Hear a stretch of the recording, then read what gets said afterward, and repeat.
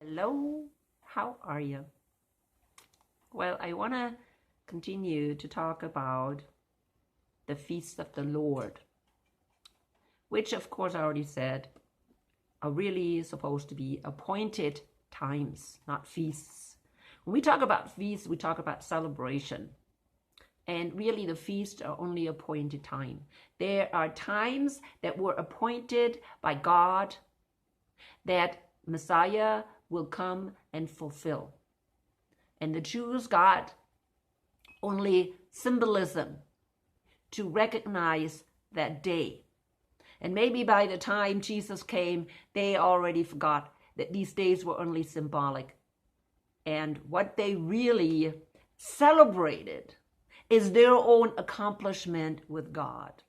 In other words, they looked back on Passover when God took them out of Egypt, but they didn't understand what Egypt really symbolized. It's taking them out of sin, taking them out of the world into a promised land, a land where they only followed God and only trusted in God. And because they celebrated their own accomplishments, and really boasted about their relationship, how good they were, the relationship with God, and how they are better than everybody else. They are God's chosen people.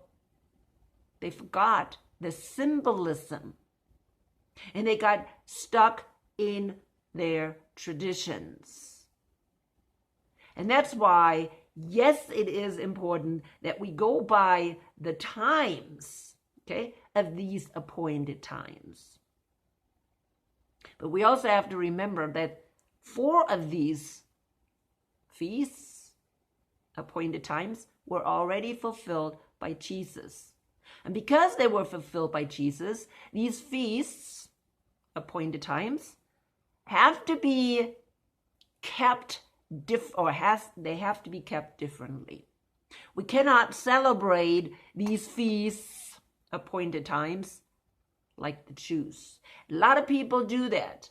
Messianic people, right? They think they have to now celebrate it, Passover, the Jewish way. And that's wrong.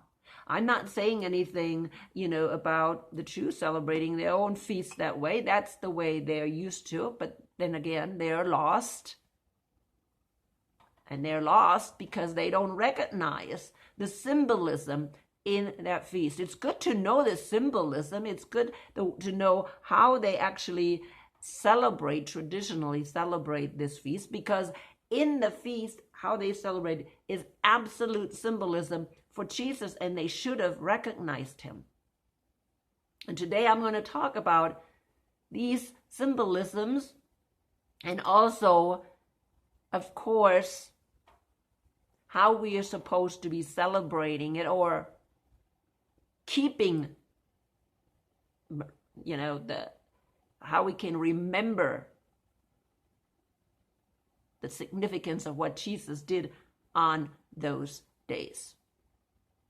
We're going to look at Luke today to see what Jesus told us and how we should celebrate it. We know how Jesus celebrated this Passover, because that's what we call the Last Supper. When Jesus celebrated Passover for the last time. And he introduced during that Passover the new covenant to them. The new covenant that the Jews waited for. Well, maybe not the Jews, but some Jews waited for. At least Jeremiah and Daniel told them about this new covenant. And at least some waited for this new covenant, which then Jesus introduced during that Last Supper.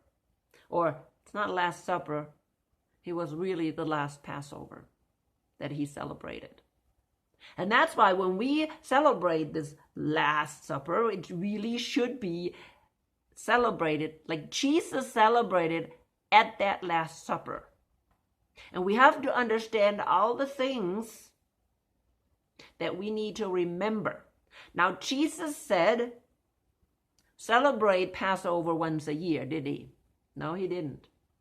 He said, as often as you celebrate it, do it into remembrance of me.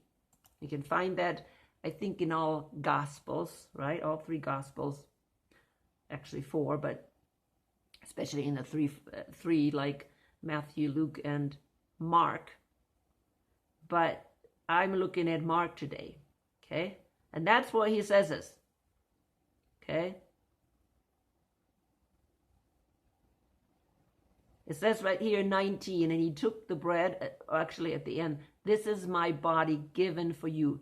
Do this in remembrance of me. In other places it says, as often as you do it in remembrance of me. Now the early church, how often did they celebrate it? Well, they celebrated Passover, this last Passover meal, on the first day of the week. That's when they came together and celebrated this Last Supper. Now they had a real meal, and within that real meal, they took the bread and the wine, and they remembered the promise Jesus made with them. Actually, they remembered this new covenant. And remember, since I have talked about the 70 years of Daniel, this is the time at first when this new covenant came to the Jews first. For a whole week, for 7 years, this new covenant was brought only to the Jews. And then when they rejected it, we read that too, I did that study, Paul presented it to the Jews and they were always persecuting him.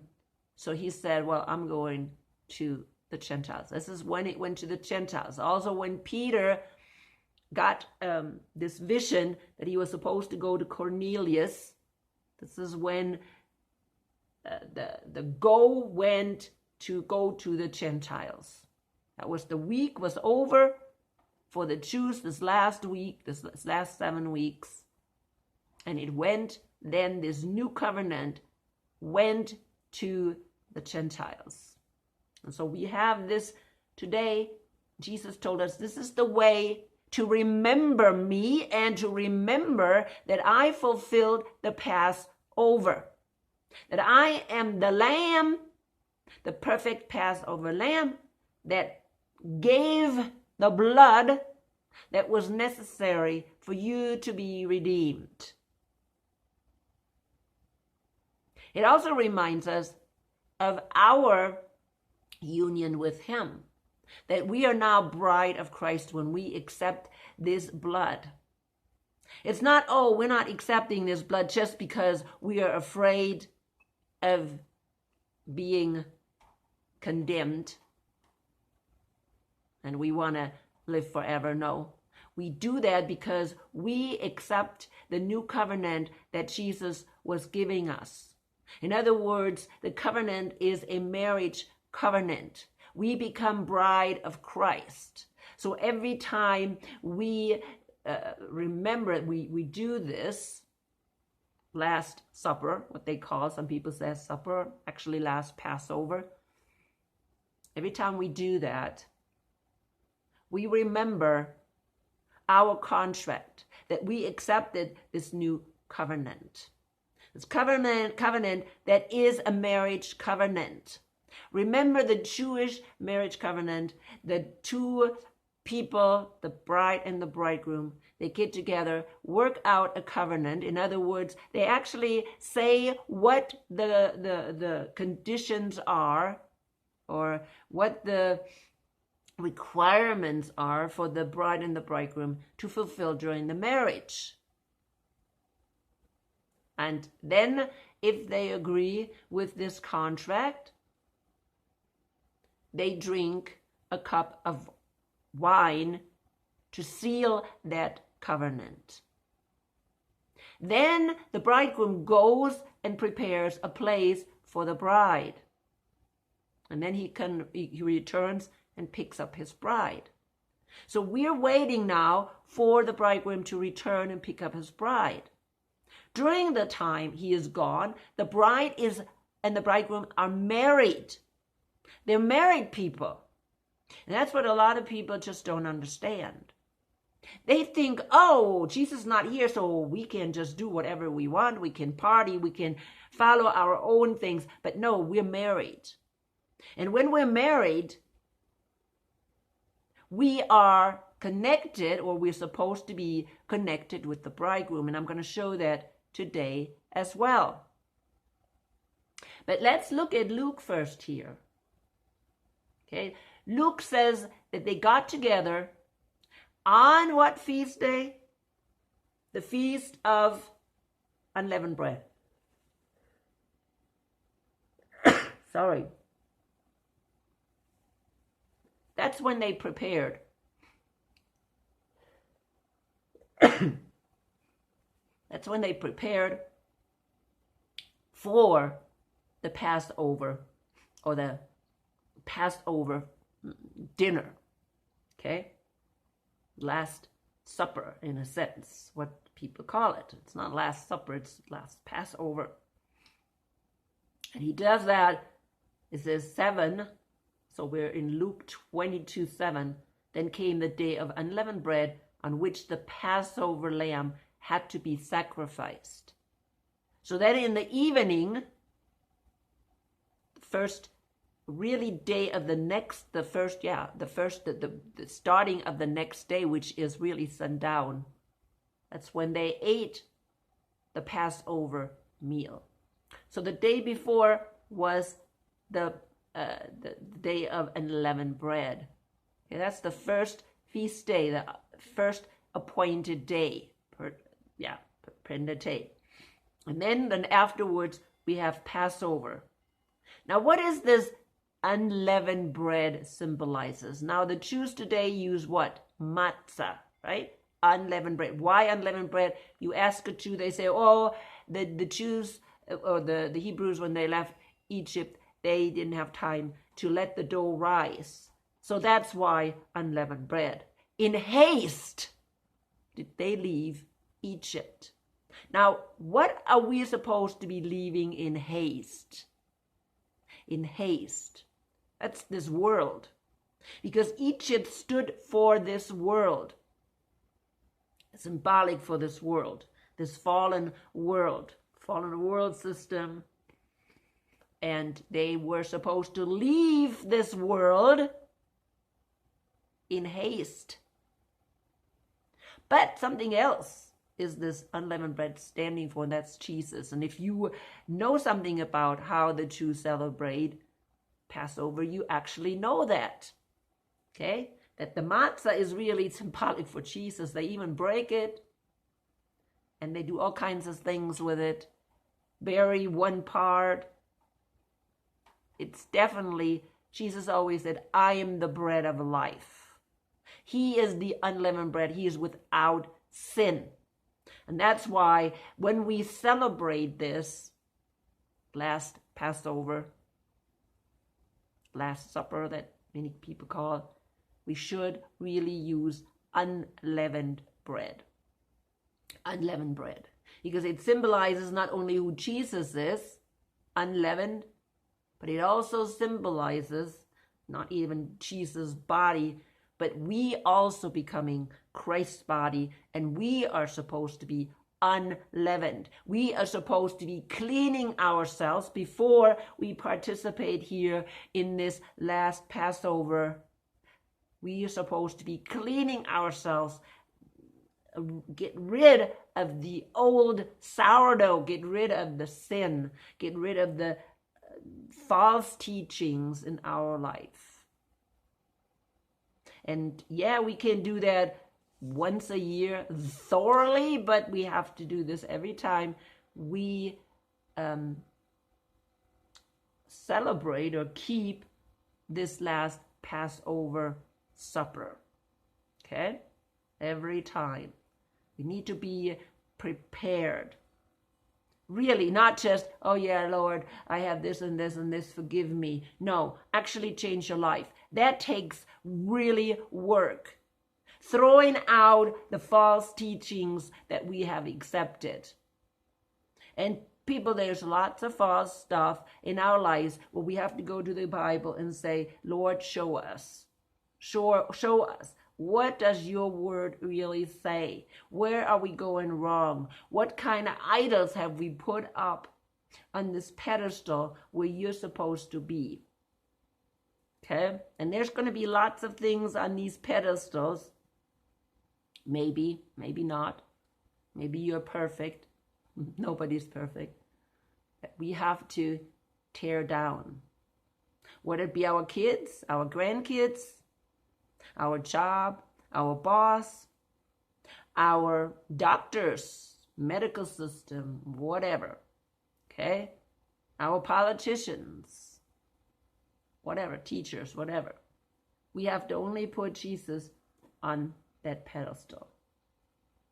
And so on the day of the unleavened bread is when they prepared Passover, and then in the evening is when they took it, in the evening at sundown, okay?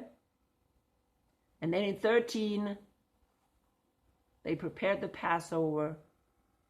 And then Jesus said in 15, I have eagerly desired to eat this Passover with you before I suffer. For I tell you, I will not eat it again until I until it finds fulfillment in the kingdom of God. Then he took it. He took the cup. And he gave thanks and, first he takes the bread and he breaks it and he gave it to them saying, this is my body. See, he says it right here. I am the unleavened bread. Now, people, if you have not unleavened bread, oh my goodness, I'm just looking sorry. I see a lizard over there. What is a lizard doing in my house? Anyways, so takes the unleavened bread, which he is. He's the unleavened bread. And he tells them, this is my body. And of course, he says, this body is my words that I speak to you, right? Same way he took the cup saying, this is the cup of the new covenant. Do you see? This is now telling, hey, this is what we're doing. We're starting here a new covenant. And the new covenant is sealed by this wine that's symbolizing my blood, because I am going to die for you. This is what I'm going to bring into this marriage. I'm going to die for you. I'm going to provide for you. You are supposed to be what? Following me. You're supposed to be staying connected to me. Okay? And then he says, do this to my as long as you do it to my in remembrance of me. Okay? You can read everything because everything is important. I want to now go to John, because in John he talks about more in details about other things. Okay, so go to John 14 to read there what he writes. There he tells them, just like what I said a while ago, that he will go and prepare a place for them. Remember, the bridegroom, after he makes this covenant, he now goes and prepares a place for them. And we will see that in John 14. In my Father's house are many mansions. I will go and prepare a place for you. So read that too. Because that is exactly what he told them after he sat down with them to have this Last Supper. This is what John was telling us that happened, what he said. And he also told then Jesus in chapter 15, you can go there too, how we can stay connected to him.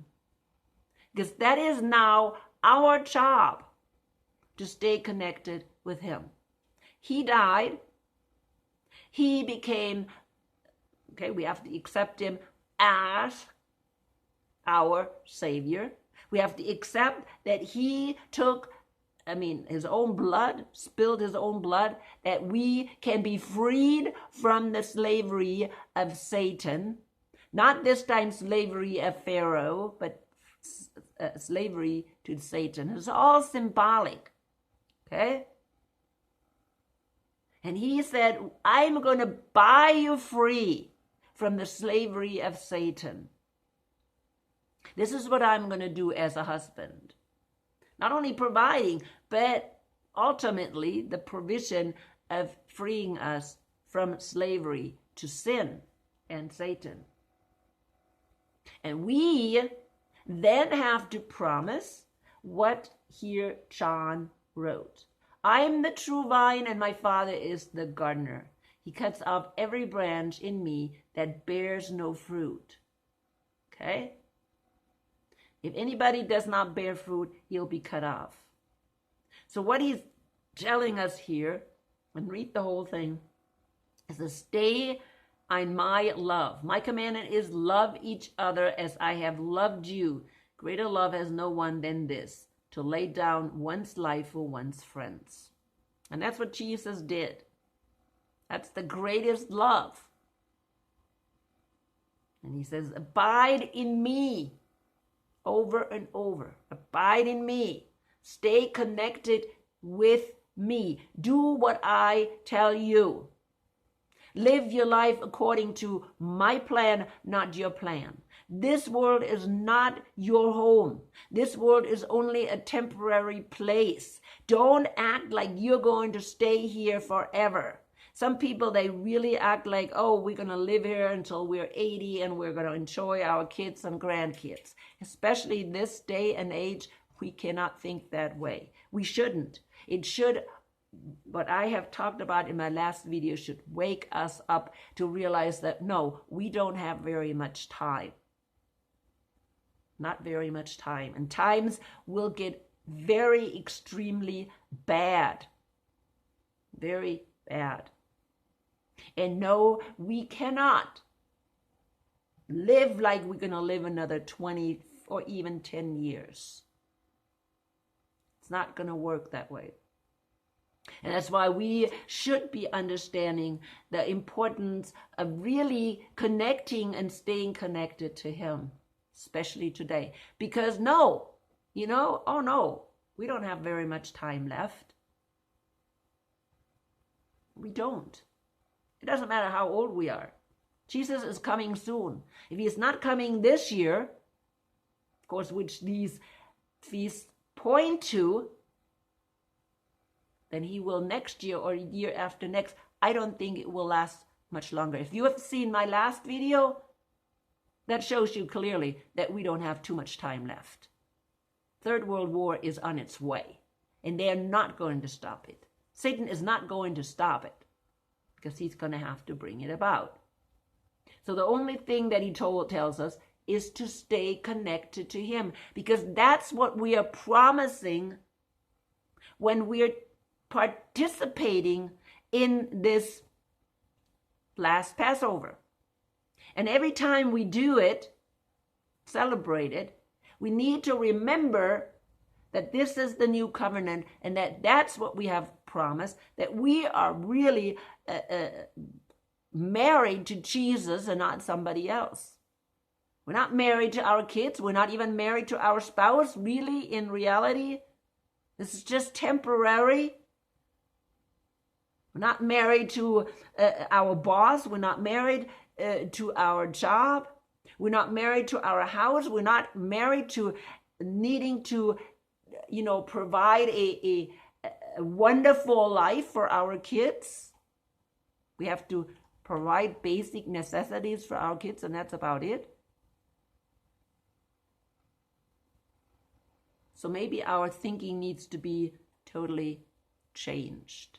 This is getting out the sourdough, getting out sin, false thinking out of our brain. This is the cleansing process we should be going through. before we celebrate Passover.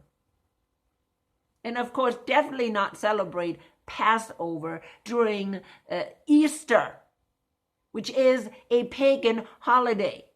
If we still believe we have to celebrate pagan holidays, there is definitely sourdough in your life. Yeah, you can do it. I'm sure, you have freedom. But what does it do to you when you accept lies in your life? Well, then you're going to add more sourdough, because you know exactly a little bitty sourdough will make the whole dough sour. It will add more and more and more sour dough to your batch. You're going to have to clean it radically out. And maybe this time before traditional Passover, that should be a time to maybe examine ourselves even more than during the year, that we are clean. Okay? Or not just, oh yeah, Jesus, I did this and this and this, forgive me. No. Cleaning means you make sure that you don't do that again. Cleaning means that all these false assumptions you had will be cleaned out. Because if you don't, they will fester and they will get bigger and bigger. There will be more and more lies that you are listening to. Okay, and you're going to cling to. And especially this really, really bad one is fear. Okay, fear is, oh my goodness.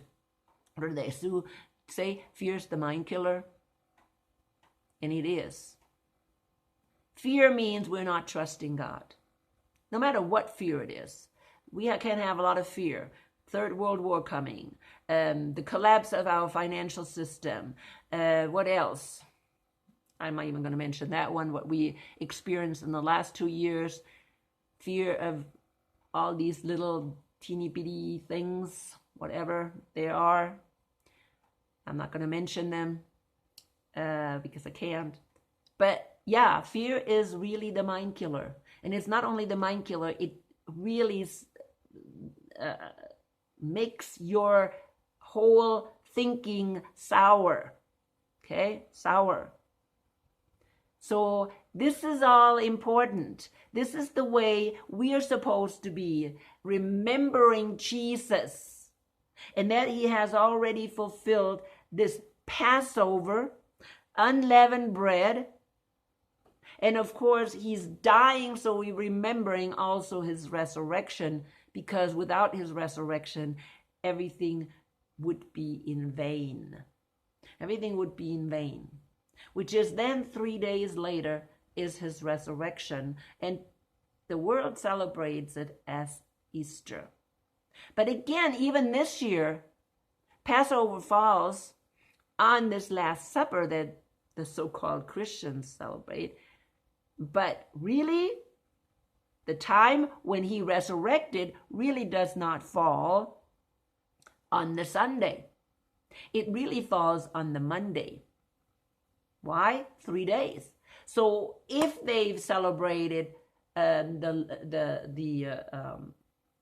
Last Supper on Thursday evening, which is really starting the next day, then he was in the grave Thursday, Friday, Saturday, okay? So actually not Thursday, because Thursday is already over, but Friday, Saturday, Sunday, right? Friday, Saturday, Sunday, he's in the grave. And then on Monday, he would resurrect. That's the way it is, because he has to be in the grave 3 days and 3 nights. So really, we should be celebrating his resurrection this year on Monday. And I'm going to do another video about that, because I want to go further into looking at really his resurrection, or what they call first fruit. That's the celebration of first fruit. That's the appointed time of first fruit. That's when Jesus resurrected. 3 days after he was put in the grave. Okay? And I don't even know. I mean, it could be even on a, if you figure it out, because see, Thursday night is when, okay, let's say Thursday night we had the Passover. Okay. Then they would have trialed him on really Friday. And then Friday, people, he would have not died until Friday, I think during afternoon or something like that. And so then he would have died on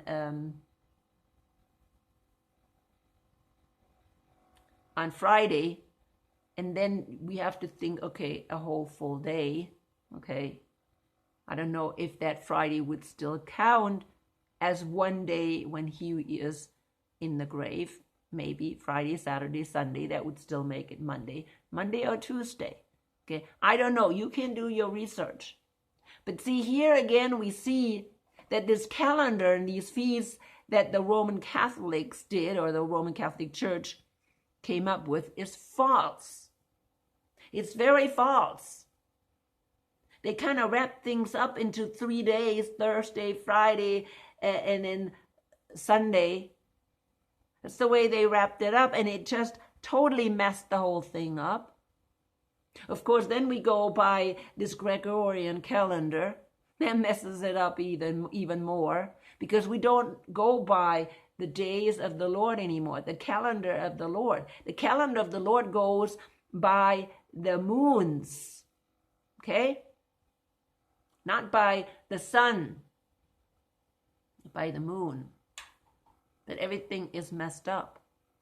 This is why the man of sin changed times and season. That's why he is called the lawless one.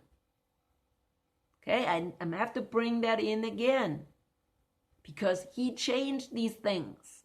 And do we continue with this sourdough? Do we continue really with the sourdough? Yes, I am stuck in these traditions too. I love bunnies. But hey, I love bunnies right now. I don't have to wait until Easter to love bunnies. I love bunnies. Okay? So I'm really happy about this time when, all this spring stuff and the flowers are coming. I like it. But it does not mean you have to celebrate Easter that way. That's pagan anyways. Fertility cult. Eggs. You can eat eggs all year long. I don't need eggs. Okay? You don't want to color eggs, because that comes really from Ishtar and Nimrod, which I have talked about. Okay? Go back to my video, and I think it's about, is the Antichrist Babylon the Great? Go back to that one. I mentioned that. I mentioned also a book. You're going to have to watch these. I'm coming to an end because this is really, my time is up. Don't want to, go too far. Read these things again. Okay? We need to stay connected with Jesus. And we need to remember when we do this last Passover, it's not just, we're going to celebrate it every year once. No, we're celebrating as often as we can. It's not something you have to do. It's not a sacrament, like the Roman Catholic Church tells you. You can remember his covenant without the symbolism, holding the symbolism of this wine and the bread in your hand. You can, do it every time you break in. Well, actually, it should be really unleavened bread. Okay, but you can do that. You can think about the covenant that you have with Jesus all the time. I just think it's a good thing to do, like in the church, especially for new believers, that they are reminded of this covenant that they're making with Jesus. Okay, and therefore only true believers should participate in this Last Supper, okay, or this Passover. people that have committed to Jesus, and they should know what then they're celebrating when they're celebrating this last Passover, and what it really means with the contract. And yeah, it's a marriage contract, and that they're now bride of Christ, and they have to act like bride, and they have to be prepared, and they have to wait for the bridegroom. How many people are waiting for the bridegroom? Because see, this is again leading to the next steps, that we are now waiting for the bridegroom, because we know that we are one with him, and we want him. We want him. We want the bridegroom to return. Anyways, I'm coming to an end, people. Let the Holy Spirit guide you always.